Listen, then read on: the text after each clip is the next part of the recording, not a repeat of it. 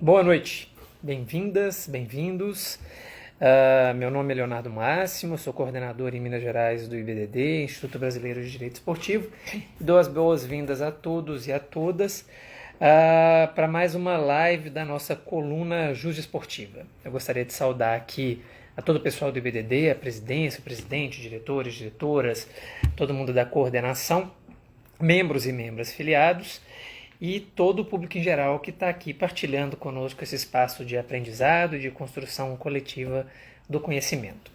Relembrando, né, como é que é a sistemática, como é que é o esquema aqui das nossas lives Jus Desportivas, todas as quintas-feiras, né, a gente tem a publicação de artigos na coluna do IBDD, na coluna Jus Esportiva, e aí na terça-feira subsequente nós temos então esse encontro com o autor ou com a autora, um momento então no qual a gente bate um papo com esse autor, com essa autora, fala sobre o tema do artigo, fala sobre aspectos relativos a esse artigo e aprofunda e explica de onde que veio o artigo, como é que ele aconteceu e observa um aprofundamento, uma melhor compreensão daquele artigo. Isto dito, eu já vou de cara ver aqui, porque o autor do nosso artigo dessa semana já está aqui conosco pedindo para entrar live comigo, já vou para que a gente possa continuar. Então, deixa eu ver se deu certo. Se não tiver dado, daqui a pouquinho ele deu certo. Então, boa noite, eu vou dar as boas-vindas ao amigo querido, uma pessoa que eu adoro, membro, óbvio, do nosso IBDD, que é o querido Cristiano Possídio. Cris, boa noite, que alegria estar aqui com você de novo, né? Não é a primeira vez que a gente está junto numa live do IBDD, e o que é bom a gente tem que repetir, então para mim é uma grande honra e uma grande felicidade estar aqui com você novamente. Boa noite, bem-vindo. Boa noite, Léo. A satisfação você sabe que é sempre minha, né? Estar, entre aspas, ladeado por você é muito bom, né? Estar com a sua companhia. A gente está vivendo momentos tão difíceis, né? Nós que estamos muito acostumados a encontros em diversos eventos no âmbito do direito esportivo, né? Estamos ávidos por esse retorno, essa possibilidade de a gente estar se congraçando, né? O momento é muito difícil, a gente sabe disso, mas revê-lo aqui, ainda que virtualmente, também é uma grande satisfação. Estar aqui essa noite, né, com esse projeto maravilhoso do Instituto Brasileiro de Direito Esportivo, né, que é um sucesso, né, desde o ano passado que esse projeto vem sendo executado com um grande êxito. E assim, estamos aqui para a gente debater um pouco o direito esportivo hoje na área do direito esportivo trabalhista, que me agrada bastante. Perfeito, Cris. Bom, pessoal, aqui a gente está entrando, eu já estou chamando de Cris, deveria estar chamando de doutor, Cristiano, Augusto, Possídio, mas eu acho que quanto mais a gente encurtar as distâncias, mais a gente produz em termo intelectual. Eu sempre digo que a qualidade do que se produz tende a ser, nem sempre é, mas tende a ser inversamente proporcional à formalidade, né? Então, quando a gente abandona a forma e foca no conteúdo, a minha sensação é de que os resultados costumam ser mais caudalosos, mais substanciosos, né? Sem Mas, de dúvida, eu todo prefiro jeito, assim bacana também, te viu, Léo? apresentar. Pois é. De toda forma, é importante te apresentar para o público, porque certamente tem vários amigos e amigas aqui, mas tem pessoas que talvez nunca tenham visto a gente, né? Então, só para formalizar aqui, nosso amigo, doutor Cristiano Possídio, ele é advogado na Bahia, ele é sócio de um escritório muito importante na Bahia, na área de direito esportivo. Ele é autor de livro nessa área também, ele é membro do IBDD, né, com muita alegria, né, Cris? Ele é vice-presidente do IDDB, que é o Instituto de Direito Esportivo da Bahia. Ele é vice-presidente da Comissão de Direito Desportivo da OAB de Sergipe. Ele é membro da Comissão de Direito Desportivo da ABRAT, que é a Associação Brasileira de Advogados Trabalhistas. E ele é membro do IBDT, que é o Instituto Baiano de Direito do Trabalho. Ou seja, ele tem um currículo extenso na nossa área, fundindo esses dois universos, esses dois sistemas, né, se a gente pensar em teoria dos sistemas, que são, de um lado, o direito do trabalho, o direito laboral, que é vital para nós, e, por outro lado, o de direito desportivo, igualmente super importante para nós. Ou seja, da interseção desses dois universos tão relevantes, surge aí uma área em que o nosso amigo Cristiano Possídio tem enorme expertise. E aí ele escreveu esse artigo, eu quero trazer já para provocar aqui o título do artigo, que é A Justiça do Trabalho e o Direito Desportivo. Estamos cuidando bem das peculiaridades? Essas peculiaridades lá no título do artigo estão entre aspas. Então eu queria saber, para começar, Cris, é o seguinte: qual foi sua inspiração para escrever essa coluna, que foi publicada na quinta, que a gente está discutindo aqui hoje em live, e abordar aí aspectos fáticos, né? Você trouxe aí exemplos práticos, de temas que estão sob o crivo de julgamentos no âmbito da justiça do trabalho. O que te levou a escrever esse artigo? Como é que isso surgiu? Bom, Léo, na verdade a inspiração é porque o Instituto ele tem também esse viés, né, de academia. Nós precisamos debater também sobre as perspectivas fáticas. A gente tem muitos estudantes, né, e muitas pessoas que interessadas no direito esportivo, que estão iniciando esse aprendizado, que às vezes ficam ávidas, ficam é, esperançosas por ter e ver na prática aquilo que se dá na teoria, aquilo que consta na Lei Geral Desportiva, na Lei Pelé, 9.615 de 98, e também dos casos que, principalmente os casos que são mais conhecidos no país, dos temas que estão sendo debatidos no âmbito do direito do trabalho. Então, eu acho que a prática ela é interessante e tem que se conjugar a técnica com a doutrina, com a prática, para que o direito desportivo ele amplifique seus horizontes, né, seu raio de ação, e se torne mais palatável no sentido de atrair novos adeptos. Então, eu acho que é importante trazer um pouco da experiência que eu tenho como advogado no âmbito do direito esportivo trabalhista. Já advogo no âmbito do direito esportivo trabalhista há pelo menos 8 anos, especificamente, né, com 24 anos de carreira, sempre atuei na Justiça do Trabalho, na Justiça Comum também, mas com mais galhardia, com mais vigor na Justiça do Trabalho, mas advogo no âmbito do direito esportivo trabalhista há pelo menos 8 anos, e a gente vai acumulando algumas experiências.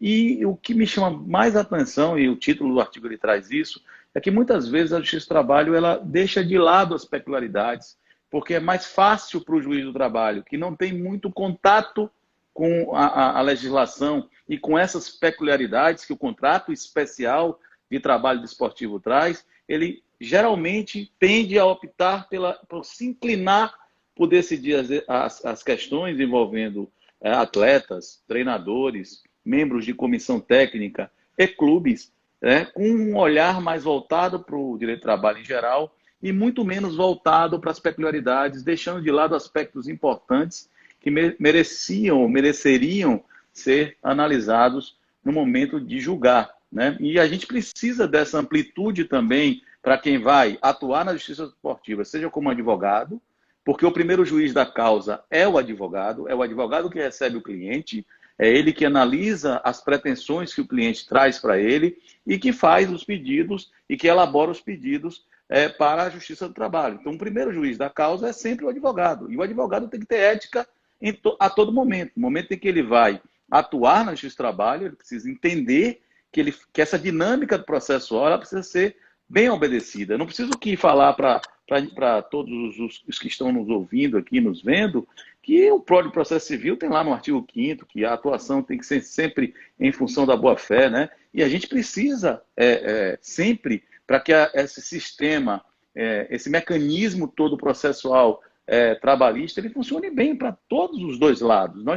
Nós queremos decisões equilibradas e com segurança jurídica. Então, quem vai atuar, seja como advogado ou o próprio magistrado, ele precisa estar um pouco mais amparado também observando as peculiaridades desse contrato. Então, foi por isso, porque eu vejo um certo desleixo em alguns casos, não são todos, obviamente, eu não vou generalizar aqui, com relação a essas peculiaridades, e achei que era interessante a gente debater isso, a gente começar a pensar nisso. E o Instituto exercendo esse papel fundamental de academia, né, para a gente trazer esse tema para que todos nós possamos juntos pensar e evoluir nessa questão.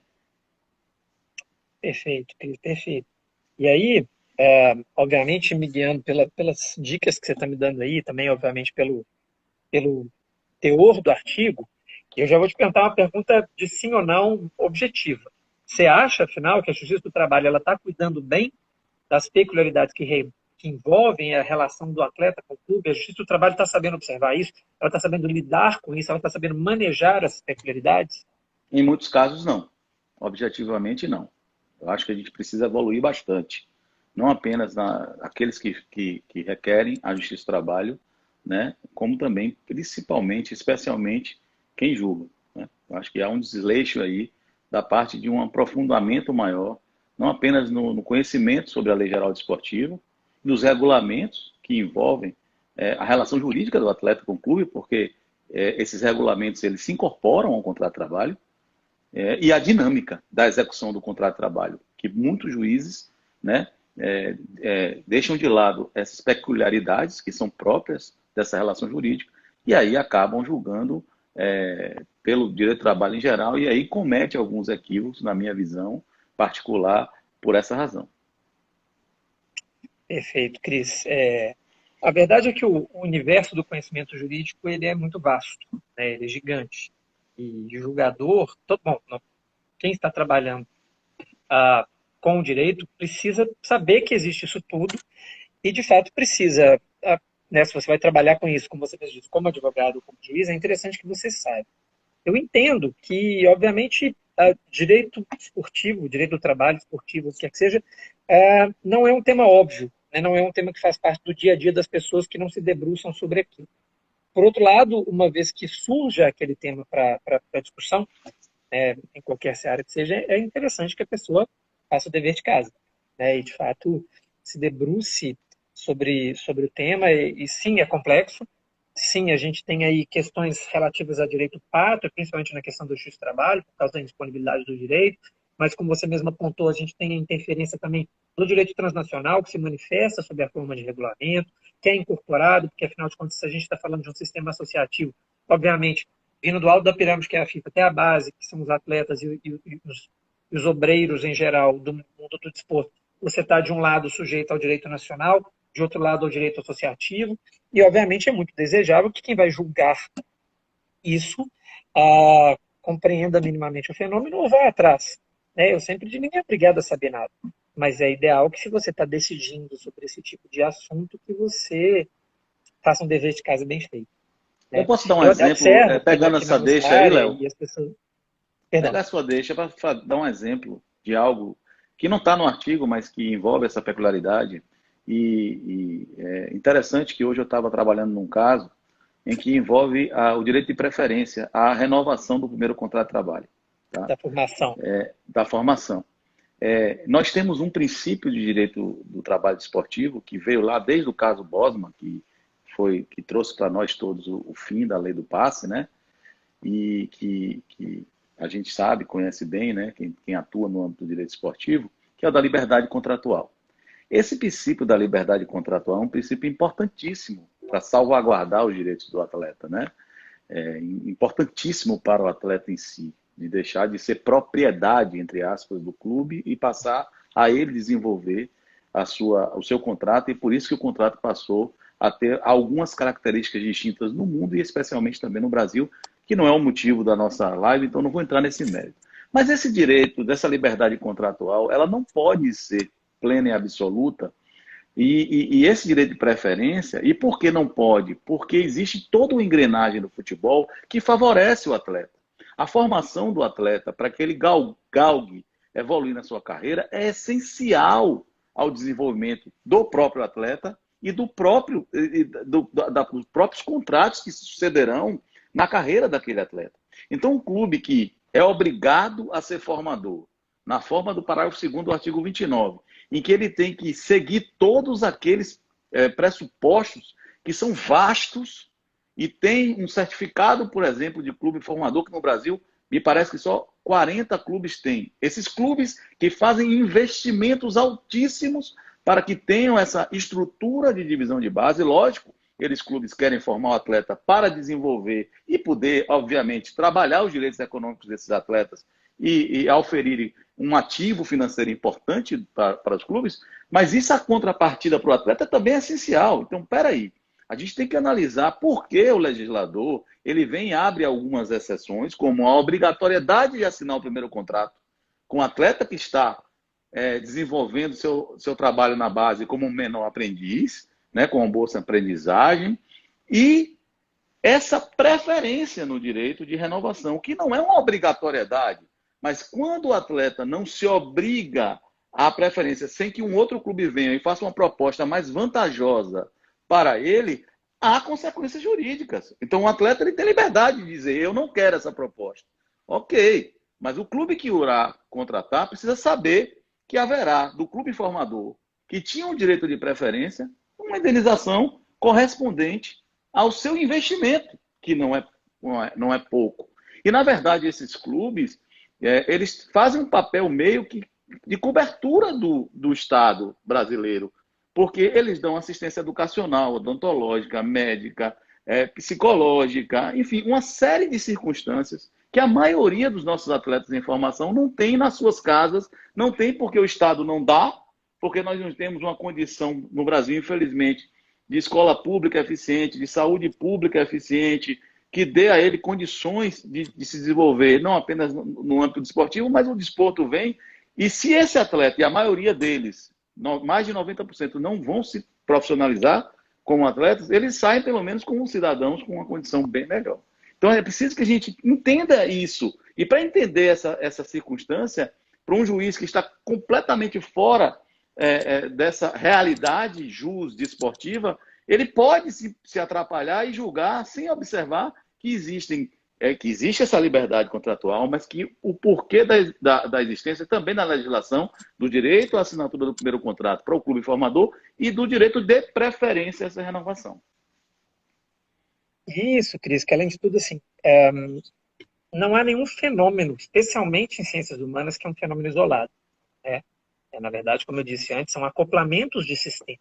Né? De um lado você tem o esporte, o direito do trabalho, as relações de trabalho, o direito esportivo. Então, obviamente, você tem de um lado de ter uma compreensão do que é esse fenômeno desportivo em todas as suas dimensões e, obviamente, também na dimensão negocial, também na dimensão social, como você abordou, e, por outro lado, na dimensão jurídica. E talvez isso falte. Eu quero até saudar aqui no presidente, Leonardo Andreotti, presidente do BDD, porque ele mandou um comentário aqui. Não são só os juízes, de vez em quando os advogados também estão um pouco preparados. De fato, as coisas que a gente vê, de vez em quando a gente até arrepia. Então, é por isso que nós estamos aqui para tentar, juntos, ir construindo conhecimento, enfim. Eu sempre digo até que quando você vai peticionar em termos de direito esportivo, eu tenho grandes amigos que são excelentes advogados em direito do trabalho esportivo, tem você, tem o João Chiminazzi, tem um pessoal muito fera, e parece que uma coisa é consenso, você peticiona didaticamente. Né? Você peticiona explicando ali como se eu estivesse falando para uma pessoa que realmente nunca viu o assunto. Tem até uma frase que eu adoro falar, às vezes, quando estou em reuniões que as pessoas vão complicando muito, eu falo, me explica como se eu tivesse 6 anos. Isso geralmente resolve muita coisa. Às vezes as pessoas estão complicando loucamente, não. Faz de conta que eu tenho 6 anos, me explica esse assunto. Isso resolve muita coisa na vida. E às vezes, eu já vi que quando você vai peticionar com certas matérias, você tem que explicar como se o leitor tivesse 6 anos, para que ele entendesse aquilo didaticamente. Né? Então, eu imagino que em muitos casos você faça isso, as pessoas façam isso e ainda assim a gente, vocês, todos nós vamos encontrar certos desafios aí na compreensão da matéria. O presidente está certíssimo, né, no comentário dele. Um abraço ao meu querido Léo Andreotti. Ele está certíssimo, não é só... E a gente falou, né, no início, né, dos advogados também que precisam se qualificar para entender toda essa engrenagem, porque na verdade é uma grande engrenagem que envolve diversos aspectos e ramos do direito, que essa compreensão ela dá um leque de visão maior para quem vai trabalhar no âmbito do direito esportivo, seja no direito esportivo trabalhista, contratual especificamente, disciplinar, enfim. E a gente sabe que tem uma variedade muito grande, né, de áreas para que você possa explorar no direito esportivo. Os advogados também precisam se qualificar e muitas vezes a gente vê, não é incomum, é até comum, uma certa falta de profundidade jurídica em petições. Né? Então, assim, eu concordo plenamente com o que o presidente falou. Obviamente não tinha nem como discordar, né? Eu sou um grande admirador da capacidade intelectual do nosso querido presidente. Perfeito, Cris. Bom, no seu artigo, você então analisa 2 casos concretos, analisa em profundidade 2 casos concretos, eu gostaria que a gente falasse sobre eles. Então, vou começar com um, e depois a gente fala sobre o outro, pode ser? Você Ok, fala ali, então, sobre um caso relacionado com a extensão da previsão do artigo 28, parágrafo 4º da Lei Pelé, para os membros de comissão técnica e da área médica. Então, vou te dar alguns deveres aqui, por favor. Eu queria que você me falasse do dispositivo em si. O que que está nesse parágrafo 4º do artigo 28? O que ele regula? E essa extensão? Você acha que é possível limitar o número de componentes de uma comissão técnica? E depois eu vou te fazer mais ainda uma pergunta sobre esse tema. Vou parar por aqui, mas ainda vou te perguntar mais sobre o tema. Para começar, o que é esse artigo? O que ele regula? Fala sobre essa extensão. É possível, não é possível limitar o número de componentes de uma comissão técnica? Bom, esse parágrafo 4º do artigo 28 é o parágrafo que inicialmente fala, né, uma questão essencial para nós e que faz parte do título do artigo, que é a utilização da legislação comum apenas naquilo em que haja uma espécie de vacância, né? Ou seja, que não esteja ali dentro da regulamentação da Lei Pelé e das peculiaridades que envolvem o contrato especial de trabalho esportivo. Então, o parágrafo 4º ele diz isso, e aí ele utiliza um termo, especialmente o seguinte, aí ele fala do período de concentração, de até 3 dias antes dos jogos, pré-temporada, fala da questão dos jogos, das partidas e tal, que na minha interpretação primais, em função da característica do trabalho do atleta, o atleta não faz jus à hora extra, né? Um atleta, ele geralmente não treina, não suportaria, obviamente, um treino superior a 3, 4 horas diárias. Isso é impossível no âmbito do direito de desporto de alto rendimento, por exemplo, para o futebol. Então, os clubes, eles não exploram no dia a dia dos atletas uma jornada que transpasse as 8 horas diárias. E nem tampouco a duração semanal de 44 horas, tá?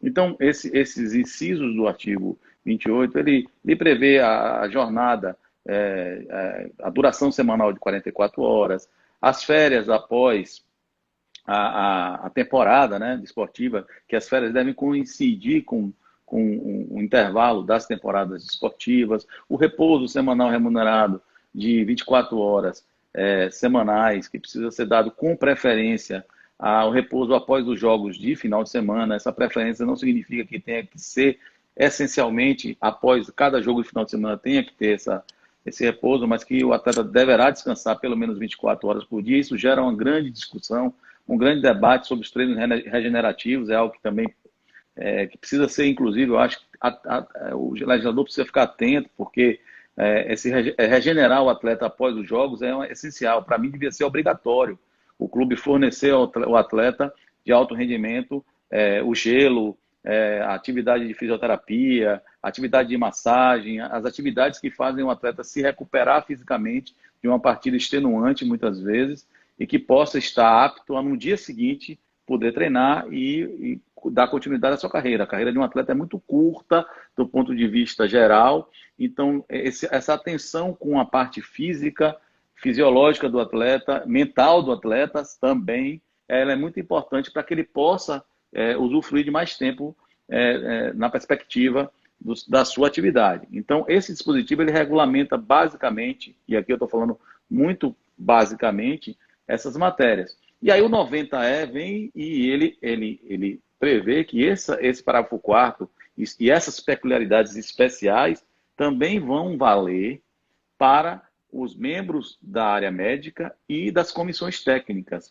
Porque você não faz desporto sem um fisioterapeuta, sem um massagista, sem o médico, e também os membros de comissão técnica, né? E, portanto, essa expansão é porque o legislador, atendendo àquela peculiaridade, ele diz que esses profissionais, que não são atletas, mas que estão dentro dessa vibração toda que formata a atividade do desporto, eles também estão abrangidos por aquelas disposições, porque sem eles não há jogo, sem eles não há treino, sem eles não há atividade esportiva. Então, ele faz essa amplificação que o artigo vai e atua em relação a isso. Esse caso específico é um caso muito interessante. Por quê? Porque há limitações, você me fez essa pergunta e eu vou responder. Há limitações para a inclusão de membros de comissão técnica? Um clube pode agir de má fé, por exemplo, para evitar o pagamento de horas extras para algum profissional e ampliar mais? É uma coisa que a gente tem que se perguntar, porque a má-fé pode existir, embora a má-fé se prove, não se presuma. Mas pode acontecer, veja bem, o tamanho de uma comissão técnica vai depender muito do tamanho do clube, das necessidades do clube. E quando a gente fala de atividade de alto rendimento profissional, né, e que a gente vê hoje, os grandes clubes do futebol brasileiro jogam diversas competições ao longo da temporada, né, e a temporada, e todos reclamam de calendário, né, reclamam de calendário atleta, reclamam de calendário técnico de futebol, os clubes também, alguns dirigentes reclamam dessa loucura que é o calendário de futebol, especialmente aqui no Brasil.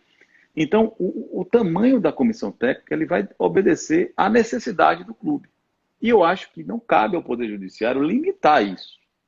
Porque eu aqui imaginando e fazendo um contraponto, eu imagino que a comissão técnica de qualquer clube no Brasil vai obedecer esse critério das necessidades e do tamanho e da quantidade de atividades que o clube desenvolve, não apenas a nível profissional, né, do esporte profissional, dos atletas profissionais, mas também da base, da divisão de base, que é uma atividade que deve obedecer esses profissionais que têm contrato de trabalho. Os profissionais que eu falo de comissão técnica e de área médica. O atleta da base pode ter um contrato de bolsa-aprendizagem, mas os profissionais que estão na base do ensinamento, vamos dizer assim, da atividade lúdica, de ensinar o desporto e de atuar no desporto, como técnico de futebol, preparador de goleiro, preparador físico, o massagista, enfim, todos aqueles profissionais que estão em volta do atleta, mesmo na base, eles são profissionais com carteira de trabalho assinada, né? E são empregados do clube. Então, é toda uma circunstância que deve ser observada para efeito de caracterizar a legalidade da atuação. Então, um supervisor de futebol, que foi aquele caso, Léo, que eu cito, ele estaria ou não dentro desse contexto? Um supervisor de futebol que é responsável por regular treinos, nas viagens, todas as logísticas de saída de hotel, de chegada no estádio, de treinamento, que muitas vezes o clube vai dias antes para treinar, um dia antes treina e no outro dia joga, enfim, toda a circunstância do treinamento, seja na casa do clube, no local onde o clube está sediado, seja em viagens. Então, esse supervisor ele é essencial para o desenvolvimento da atividade profissional. Então, ele integrar a comissão técnica, e naquele caso, inclusive, os bichos que eram acordados para serem pagos aos atletas e aos técnicos, etc., ele também recebia, e é justo que receba, porque ele faz parte desse contexto. Sem ele, o atleta não consegue desenvolver bem a sua atividade, sem aqueles membros de comissão técnica e da área médica. Então, quando o legislador vai lá e excepciona a regra geral, porque a regra geral de horas extras ela deve valer com exceções, como tem, por exemplo, o artigo 62 da CLT para o trabalhador geral, gerentes com encargo de gestão e aqueles trabalhadores que não têm condições de compatibilidade de fiscalização de jornada, o legislador vem e excepciona e diz, olha, esses trabalhadores não farão jus às horas extras. E isso faz parte do contexto, porque a exceção confirma a regra geral. Então, quando vem a lei e fixa no parágrafo 4º, né, e para mim exclui direito à hora extra por concentração, por viagens, enfim, para mim está excluído para essa atividade, embora alguns colegas e juízes interpretem de maneira diferente, eu entendo que não, porque é a atividade específica desenvolvida no desporto que afasta o pagamento de sobre-jornada. Não é? Então, o legislador vem e reconhece essa especialidade, essa peculiaridade e afasta. O que acontece é isso. Então, assim, em linhas gerais, é isso. Naquele caso específico, já adentrando um pouco no mérito do artigo, nós não temos essa resposta se o supervisor integra ou não a comissão técnica. Então, isso me causa um certo constrangimento, Léo, porque essa resposta era necessária para todos nós. E você acha que esse não enfrentamento da questão específica foi realmente uma saída pela tangente? Eu acho porque é mais fácil você sair e enquadrar juridicamente essa condição no artigo 62, que viagem, etc., não tem controle de jornada, é uma atividade que está dentro do contexto do contrato e tal, você sai um pouco pela tangente, mas na verdade o que se deveria ser avaliado é basicamente até para deferir, ou até para dizer que ele não integrava a comissão técnica. Veja, eu não estou aqui querendo lacrar em função disso, ou dizer que a minha visão é de que integra, porque sem aqueles profissionais que estão ali na base ali, para que o atleta desenvolva bem a sua atividade, né? O futebol não vai conseguir chegar onde ele chegou, né? Então, assim, eu entendo que ele integra, sim. Eu entendo que o parágrafo 4º do artigo 28 aplica-se a todos eles. Mas pode ser que, juridicamente, analisando isso, e o caso concreto, lógico que tem que ser analisado o caso concreto, e aí prevalece o princípio da primazia da realidade, porque pode haver, como a gente disse aqui logo no início, algum clube que queira, para evitar o pagamento de horas extras, incluir quem não deveria ser incluído como membro de comissão técnica. E isso seria uma fraude, e aí seria anulado até pelo artigo 9º da CLT, porque aquele ato foi praticado em fraude para tentar burlar os direitos trabalhistas daquele profissional. Então, cada caso será um caso, mas na regra geral, todo clube de futebol tem um supervisor de futebol. Pode ser com nomenclaturas distintas. Esse supervisor de futebol ele vai avaliar, ele vai toda a logística de treino, de viagens e etc. E muitas vezes controle de cartões, né? Ele também atua nessa questão de controlar os cartões amarelos e as expulsões para evitar punições na área desportiva que pode impactar bastante os clubes. Então, uma série de situações e de funções que são declinadas para aquele profissional que não podem deixar de ser reconhecidas. Então, se isso ficar caracterizado, né, na hipótese fática de cada caso, aquele profissional estiver trabalhando diretamente com isso, com o jogo de futebol em si, me parece muito claro de que ele não estaria, que ao contrário, que ele estaria abrangido no parágrafo 4º do artigo 28 e, portanto, ele não fará jus a sobrejornada. Isso no meu pensamento. É óbvio que pode haver um pensamento distinto, mas eu acho que avançar sobre isso era necessário que a Justiça do Trabalho fizesse, para dar a gente até munição para combater ou para concordar. E é assim que a gente consegue, na dialética jurídica do direito, a gente consegue evoluir jurisprudencialmente e doutrinariamente. Perfeito. O Tarcísio Brichani, nosso amigo lá de Campinas, que também estuda muito, né, direito do trabalho esportivo, está fazendo uma referência aqui ao inciso do artigo 61, que não fazem jus a horas extras, os atletas também não fariam jus, uma vez que a lei traz o rol de possibilidades para o pagamento. Então, ele está trazendo um aporte aqui também para a discussão. De fato, Cris, eu nem sei o que é pior às vezes, se é quando não se enfrenta a questão ou se quando se enfrenta de maneira curiosa. Me veio a lembrança aqui um caso recente nosso, na verdade, até queria ouvir depois a sua opinião sobre isso, um assunto que eu estou um pouco preocupado com o tratamento que o Judiciário do Trabalho está dando, é o assunto da rescisão indireta. Eu sei que você vai até falar nisso sobre um caso específico, mas tem a ver com empréstimo, né, concessão temporária, mas eu tenho visto que o Judiciário tem dado decisões, no mínimo, curiosas, para não usar outra palavra, em casos de rescisão indireta. Recentemente, um caso nosso aqui, de um atleta com quem a gente trabalha, em que o juiz, pedimos rescisão indireta, pedimos a tutela antecedente, né?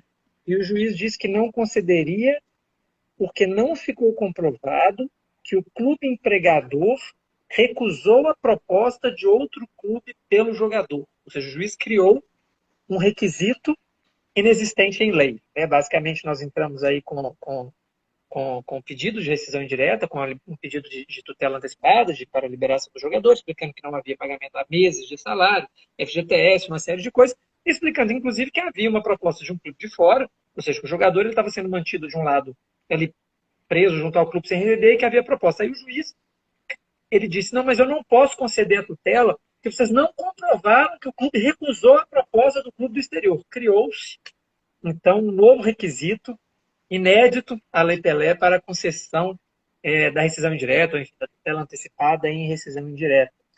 Então, isso é uma coisa que eu vejo que aflige vários colegas nossos. Eu já troquei muito ideia com o André Sica sobre isso, lá no caso dele, do Gustavo Scarpa, lá no Palmeiras, o André quase teve um infarto com o tipo de decisão que era dado também. Eu não sei qual que é a percepção sua em geral sobre como o Judiciário do Trabalho tem tratado a rescisão indireta. A minha aqui é que, infelizmente, está sendo tratado com um nível de desconhecimento ou de... Eu não quero falar outras coisas, mas é muito curioso, é muito curiosa a forma como estão se criando requisitos não existentes na lei para não concessão da rescisão indireta em casos de inadimplência continuada dos clubes de futebol. Eu concordo, acho que a maior, eu colocaria como no peso aí da balança o desconhecimento, né? Porque, assim, é como eu disse no início, não vou presumir má fé, especialmente de um magistrado, né? A gente não pode fazer isso. Mas o desconhecimento é algo que causa espécie em muitos casos. A rescisão direta ele tem critérios objetivos, na minha modesta opinião, no que pertine a salários, direito de imagem, né, e aí incluído férias, 13º, é muito objetivo o critério, tá? Então, assim, não dá para você tentar fugir de algo, porque aí é ativismo, né? Aí é achismo, aí é tentar dar uma ajeitadinha para não deferir o que a lei expressamente obriga, tá?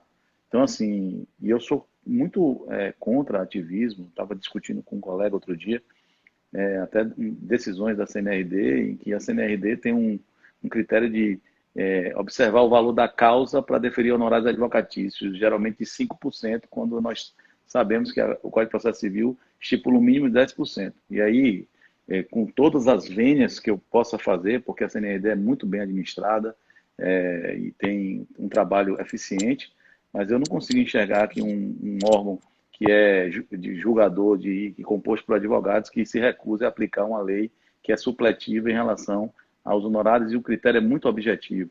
Essa questão de ficar observando o valor de causa, sem observar a qualidade do trabalho do advogado, não me parece muito correta, mas é uma crítica pessoal minha em relação a isso. A única coisa subjetiva que pode existir no artigo 31 da Lei Pelé, da rescisão direta, para mim, é a questão da mora contumaz de FGTS e INSS. Aí eu acho que aí é um critério mais subjetivo do juiz, porque o juiz pode encarar isso, mora quanto mais pode ser 3 meses, ou pode ser 5 meses, porque se você tiver um contrato de 5 anos e tiver 3 meses de FGTS não recolhido, não me parece que haveria uma contumácia, não é? Então isso vai ser muito subjetivo, vai muito da cabeça do juiz, porque se o legislador quisesse que fosse apenas 3 meses, ele incluiria tudo no 3 meses, ele não colocaria um parágrafo segundo dizendo a mora contumaz de INSS e FGTS também ocasionará a rescisão direta. Então, apenas do parágrafo segundo me parece que o critério é subjetivo, né? E eu sou crítico a esse parágrafo segundo, viu, Léo? Eu acho que, como não impacta diretamente a vida do atleta, eu acho que deveria o atleta intimar o clube para purgar a mora. Salário, não. Salário, você não precisa intimar ninguém para purgar nada. E acho até que 3 meses é até muito. Você ficar 3 meses sem salário para poder pleitear uma rescisão direta. Porque ninguém consegue sobreviver 3 meses sem receber salário. Salário é alimento. Então, assim, eu sou crítico tanto desse prazo de 3 meses, eu acho que é um prazo extenso demais para quem quer sobreviver, né, com alimentos, né, com manutenção de si próprio e de sua família, como também sou crítico a esse parágrafo segundo. Eu acho que você rescindir um contrato, se tiver com a mora de INSS, que não tem impacto nenhum diretamente, eu digo, na execução do contrato, acho que também, tanto de um lado, quando você dá 3 meses de salário, eu acho um absurdo, porque eu acho que a partir do primeiro mês, o atleta já poderia invocar o princípio da dignidade do trabalho e da pessoa humana para poder, se quiser, querendo rescindir esse contrato, como também eu critico esse critério subjetivo de contumácia de FGTS e INSS, que não impacta diretamente a vida e nem a execução do atleta, ou seja, vamos dizer, o clube está pagando salário diariamente, mas atrasou o FGTS e aí você terá uma rescisão porque o FGTS não está sendo depositado, sendo que a execução do contrato não está sendo, né? Ele não pode movimentar a conta, a não ser para um financiamento de imóvel, etc. E ele poderia notificar, se ele quisesse fazer um financiamento do imóvel, e dizer que não tem recolhimento, e aí sim você poderia abrir um prejuízo direto à vida profissional dele, pessoal dele, na verdade, e poder aí rescindir. Mas rescindir diretamente um contrato por mora quanto mais de FGTS e INSS não me parece muito da forma como é feita hoje. Mas no seu caso que você falou aí, mora salarial, volto a dizer, acho que a gente poderia, não precisava de 3 meses de jeito algum, porque nenhum de nós sobrevive 3 meses sem honorários, no caso nosso de advogados, né? No meu caso, especificamente de É, advogado. Então, assim, é na complicado. verdade, Cris, a sua crítica ela é super procedente ao parágrafo segundo, mas, por outro lado, na verdade, é o seguinte, ninguém rescinde, ninguém faz rescisão direta por ausência de FGTS, mas não faz rescisão direta por ausência de salário, não vai fazer É. por... Mas Vocês a não crítica é precisam a se lei. preocupar, isso não vai A crítica acontecer. é a lei. Não, mas a crítica é a lei. Eu acho que Sim, a claro, tô crítica não, brincando. não é sabe, eu acho que. E aí, eu acho sempre que o critério objetivo é mais favorável. Quando você deixa o critério subjetivo, Perfeito, você deixa, né, a possibilidades perfeito. várias. Então, o que é contumácia? Se a gente pode ter 3 meses de salário, de contrato há 5 anos. Então, se você tiver um contrato de 3 meses e tiver um mês, pode caracterizar a consumácia. Porque são É 3 meses 30% de trabalho, então, assim, é essa 30% do contumácia, contrato. ela é algo assim, sabe? É, algo que eu critico a lei, sim. Estou criticando a lei, né? Eu acho que essa contumácia, ela me parece um pouco desproporcional, vamos dizer assim, desequilibra. Você rescindir especificamente numa situação de INSS, por exemplo, que não tem esse impacto direto na execução do contrato. Mas o seu exemplo aí foi um puxadinho. O juiz aí fez um puxadinho para não deferir. E aí, quando o juiz não quer deferir, ele vai arranjar algum argumento, e infelizmente, muitas vezes acontece, e um argumento completamente fora da realidade da lei, que é objetiva, né, nesse aspecto, e inclusive da jurisprudência também, que, em regra geral, está É, pacificada nessa possibilidade. o pleito de rescisão indireta hoje, e nós temos que voltar para o seu artigo, né? Acabou que a gente enveredou por aqui, mas o pleito de rescisão Mas faz indireta hoje parte, ele é né? muito mais uma arma de negociação, ele é muito mais um leverage, como dizem os americanos, uma alavanca de negociação, do que um pleito que você é juiz e espera que vai ter um resultado positivo. O que é lamentável, mas o que é dentro do tópico nosso aqui, que é, mais uma vez, a justiça do trabalho sendo, no mínimo, leniente com relação à apreciação, seja por conveniência, por falta de estudo, ou o que quer que seja, da grande especificidade da nossa área. E razão pela qual eu já quero entrar no segundo caso que você traz no seu artigo, que diz respeito a um instituto que é muito, muito, muito comum para a gente, que é a cessão temporária, ou seja, o empréstimo de atleta. Né? Então, no seu artigo, você traz essa excelente reflexão aí sobre o alcance do artigo 39 da LEPELé. Se ele engloba todo tipo de empréstimo, se é possível excepcionar, tá? Como naquele caso que o Tribunal do Trabalho fez, para efeito de atletas permutados, ou seja, eu te empresto um e você me empresta um. Né? Com cada clube assumindo aí a continuidade da totalidade do pagamento dos haveres trabalhistas daquele atleta que aquele clube cedeu. Então, eu queria que você me falasse um pouco do porquê do seu entendimento, falasse brevemente do caso e o porquê do seu entendimento com relação à abrangência aí da norma legal esculpida no artigo 39 da Lei Pelé, relativo a responsabilidades remuneratórias nos casos de cessão temporária de empréstimo, especialmente nesse caso aqui de permuta de empréstimo bilateral, vamos dizer, de atletas. Léo, esse caso é um caso interessante. Eu acho que a gente precisa estudar um pouco mais, aprofundar um pouco mais essa peculiaridade, né? E eu digo no artigo que não é nenhuma outra profissão, empréstimo entre concorrentes de trabalhadores, né? Que disputam muitas vezes as mesmas competições, né? Isso não acontece na indústria, no comércio, não acontece, simplesmente não acontece, né? Mas como é peculiar no âmbito jurídico esportivo, isso acontece no direito esportivo. E o dispositivo que regula, é um dispositivo que regula a sessão temporária que ela não aconteceu de 2011 para cá, de 98 para cá, ela acontece sempre. E o legislador ele fez uma opção geral, genérica. Em qualquer empréstimo, em caso de mora salarial, você tem pressupostos a seguir, e que diferem do artigo 31. Por exemplo, veja, eu estou falando isso, quando o artigo 39 veio, a LUME estabelecer as condições para efeito de rescisão do contrato em relação da mora do jogador que está emprestado, seja em qualquer circunstância, essa regra, esse pressuposto, ele acontece ainda que o atleta saia de um clube para um outro clube, sem que esse clube cessionário pague nada de salário. porque já existia essa hipótese dentro do quadro fático que estava apresentado a todos nós. O legislador não fez nenhum tipo de exceção a isso. Então, o legislador vem e diz, no caso de empréstimo, se houver mora superior a 2 meses, ou seja, ele diminui de 3 para 2, né, ele poderá já rescindir. Mas para fazer isso, ele rescindiu o quê? O contrato de empréstimo.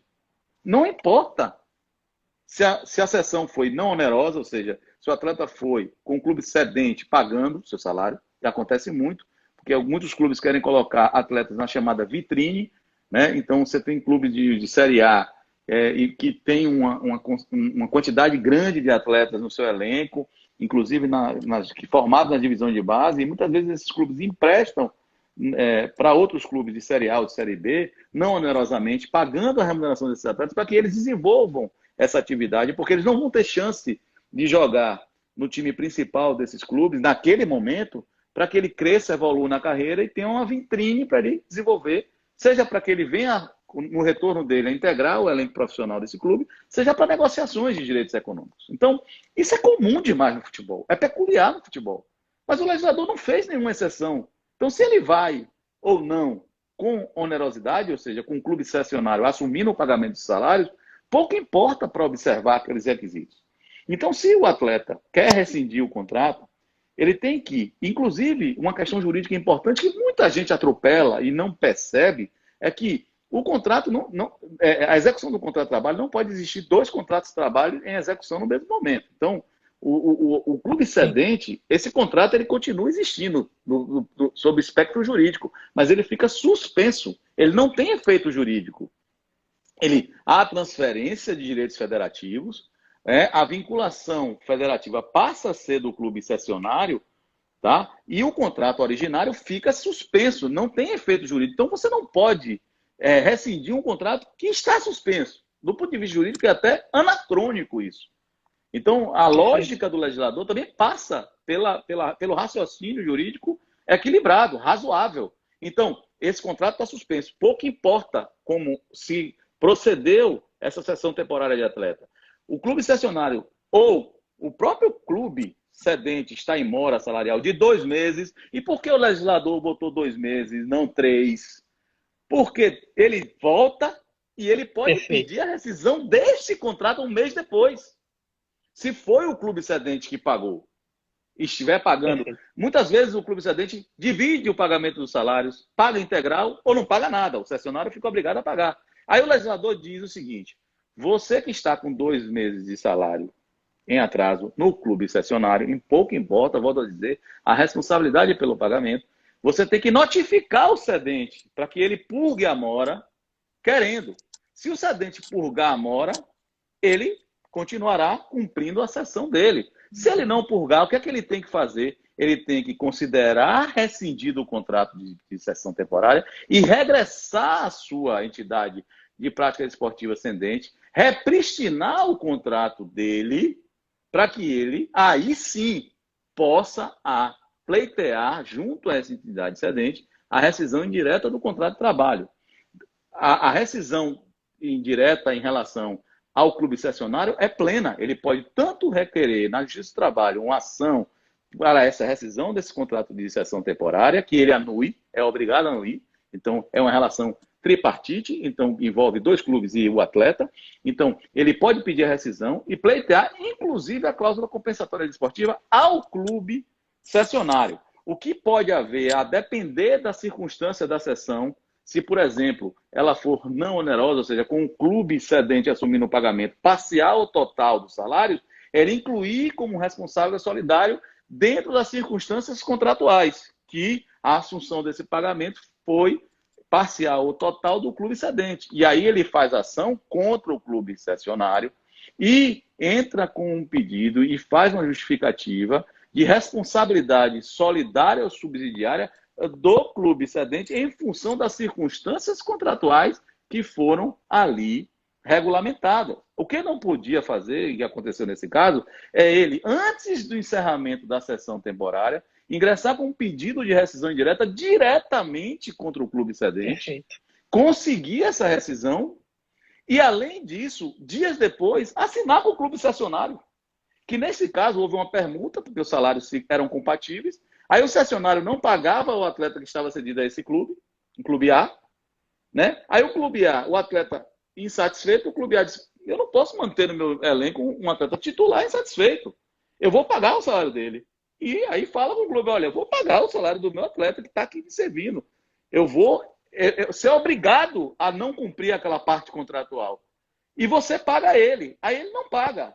Passa o tempo, quando encerra o Campeonato Brasileiro, né, ele entra com a rescisão direta, não bota o outro clube no polo passivo, e em circunstância nenhuma, nem como solidário, entra direto contra o clube cedente, e dias depois ele assina com o clube cessionário. Aí o clube cessionário não pagou o atleta dele, que foi cedido ao clube A, não pagou o atleta que estava cedido a ele e jogando, não pagou a ninguém e ainda assinou livre, sem pagar direitos econômicos, com esse atleta, um novo contrato. E o clube A foi obrigado a pagar não apenas os salários, como uma cláusula compensatória de mais um ano de salário. Então, assim, e aí a ementa do acórdão, a ementa desse acórdão é surreal. Ela simplesmente disse, eu não aplico o artigo 39 nesse caso. Está dito, com todos os és e és. Não aplica o artigo 39. Como não aplica? Eu escolhi não aplicar, né? Como você não aplica? Ah, porque no contrato o pagamento era do clube cedente, ele sabia, então não tinha que notificar nada, não tinha que repristinar contrato nenhum, não tinha que fazer nada e cabe a rescisão.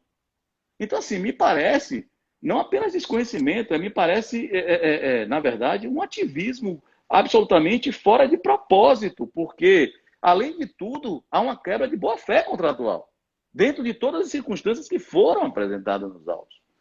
Então, esse caso foi trazido à tona porque nós todos lidamos com sessões temporárias de atletas. E isso pode acontecer em qualquer circunstância. Numa permuta, nesse caso foi uma permuta, mas pode acontecer numa sessão não onerosa. E aí o juiz pegar esse precedente e dizer, olha, na não onerosa não se aplica o 39, não. Aplica o quê? A cabeça do juiz? Do julgador? A forma que ele vai julgar de qualquer forma? Como na mesma situação que você apresentou do artigo 31, aplica a cabeça do juiz dizendo, não, porque não houve prova de que um clube que está querendo contratar, que entrou em contato com o clube. Não existe isso, não há esse pressuposto na lei. E você não pode criar no direito, porque senão a gente avacalha toda a situação do direito e passa a julgar uma espécie de common law, que o juiz então despreze lei e vamos todo mundo aplicar o Código de Processo do juiz. Não é assim que funcionam as coisas. A gente precisa atuar com segurança jurídica. Então, eu trouxe esse caso para uma reflexão maior nesse sentido. Perfeito, Cris. Excelente, sem reparos. Cris, você sabe que, né, Einstein já nos ensinou que o tempo era relativo, né? E o tempo realmente ele é relativo, porque quando a conversa está boa, ele passa num piscar de olhos. Então, a gente tem 3 minutos aqui antes que o Instagram derrube a gente. Então, eu queria que você gastasse 1 minuto desses 3 falando se você acha, então, que a gente está melhorando, piorando ou está no mesmo patamar com relação às nossas decisões da Justiça do Trabalho em relação ao respeito à peculiaridade do direito desportivo. Eu não acho que a gente esteja melhorando e você também me trouxe um exemplo, né, de que isso eu não não está acho que a gente está. Pois é, você me trouxe um exemplo, né, seu. Eu citei 2 no meu artigo e você trouxe mais um. Então, eu acho que a gente precisa, né, realmente melhorar essa aplicação. A gente precisa melhorar até o conhecimento nosso, né, como advogados, né? Você falou muito bem que a gente precisa, às vezes, ensinar na petição como é que as coisas funcionam, não é? Porque o juiz não tem esse contato diário com questões envolvendo direito esportivo trabalhista, contratos de atletas, e aí é necessário que a gente faça dessa forma. O ministro Caputo entrou aí, um dos grandes juízes conhecedores de trabalho desportivo trabalhista. Eu queria mandar um abraço para ele, para Fernando Cabral e todos os amigos aí que entraram na live e que eu acabei vendo aqui, mas que a dinâmica não permitiu que eu citasse nominalmente. Perfeito, meu querido. Com essas palavras aí sobretudo, reflexão, né? Eu imagino que toda crítica, eu sou convicto que toda crítica que a gente faz é no sentido da melhora, né? A gente não está aqui para dizer que as pessoas estão trabalhando mal, a gente está aqui para dizer que as pessoas podem e devem se qualificar melhor para prestar um serviço melhor, especialmente porque o que a gente está lidando aqui, isso com que a gente lida aqui, é não só um negócio, é uma manifestação cultural importantíssima do nosso povo, mas é também uma indústria que gera muito emprego e muita arrecadação, razão pela qual eu imagino que o meu entendimento é que ela precisa ser tratada com cada vez mais tecnicidade, cada vez mais respeito, cada vez mais competência no momento de proferir as decisões, né?